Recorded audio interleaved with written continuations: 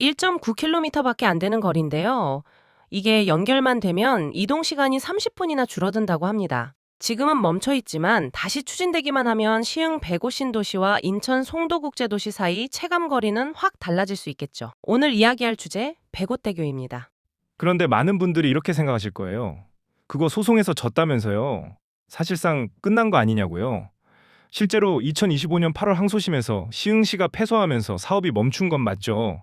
맞습니다. 노선 일부가 송도 람사르 습지를 통과한다는 점이 문제였고요. 2021년 환경영향평가에서 재검토 의견이 나왔습니다.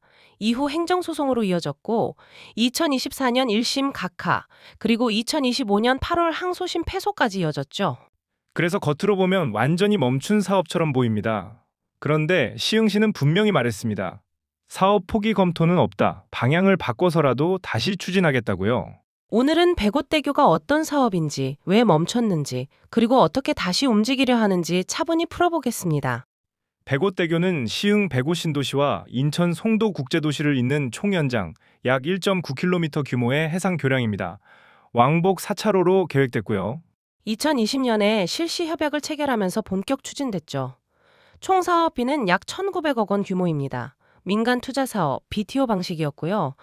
완공 후 30년간 유료 운영하는 구조였습니다.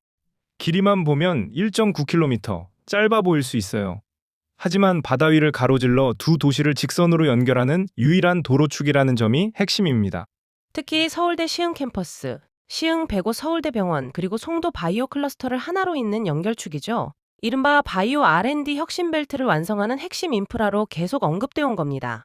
그런데 가장 큰 걸림돌은 환경이었습니다. 송도 람사르 습지를 통과하는 구간이 포함됐기 때문이죠. 환경부가 2021년 환경영향평가에서 재검토 의견을 내놨고 결국 행정소송으로 이어졌습니다. 그리고 2025년 8월 항소심에서 시흥시가 패소했습니다.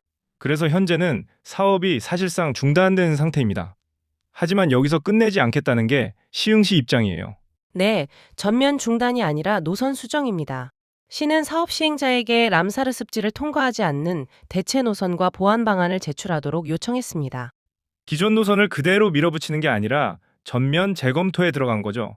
동시에 또 다른 카드도 꺼냈습니다.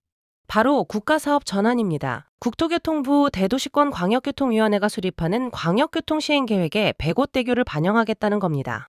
민자 사업에서 국가 사업으로 전환되면 의미가 달라집니다. 단순한 지역 사업이 아니라 광역 교통망의 일부가 되는 거니까요. 재정 안정성과 추진 동력도 훨씬 커질 수 있습니다.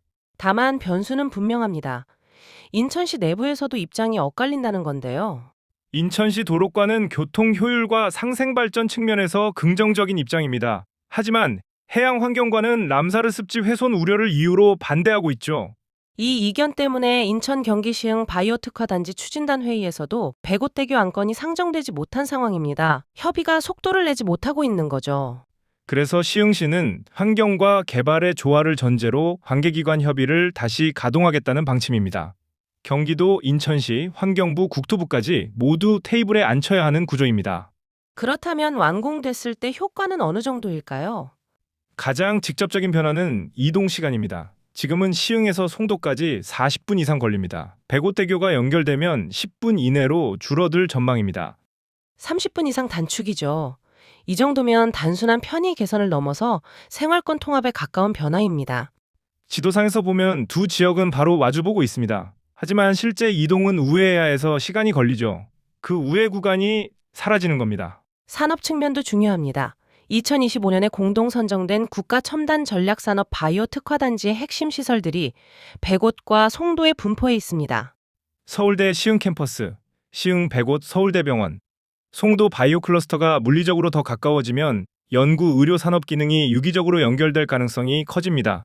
시흥시는 이 점을 항소심 이후 새로운 판단 요소로 보고 있습니다. 단순 교통시설이 아니라 전략산업 기반이라는 논리죠.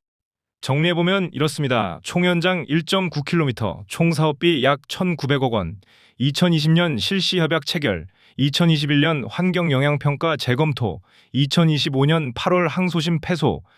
현재는 대체 노선 검토와 환경 보완, 그리고 광역교통시행계획 반영을 통한 국가사업 전환을 동시에 추진 중입니다. 앞으로의 변수는 분명합니다. 대체 노선이 얼마나 환경성을 확보할 수 있을지, 인천시 내부 이견이 어떻게 조정될지, 그리고 광역 교통망에 실제 반영될 수 있을지 말이죠. 다만 한 가지는 분명해 보입니다. 백오대교는 단순한 해상교량이 아니라 시흥과 송도를 잇는 상생의 연결축으로 평가받고 있다는 점입니다. 착공 시점은 아직 불확실합니다. 하지만 방향은 다시 설정됐습니다. 환경 보완과 행정 협의를 병행하면서 단계적으로 추진하겠다는 입장입니다.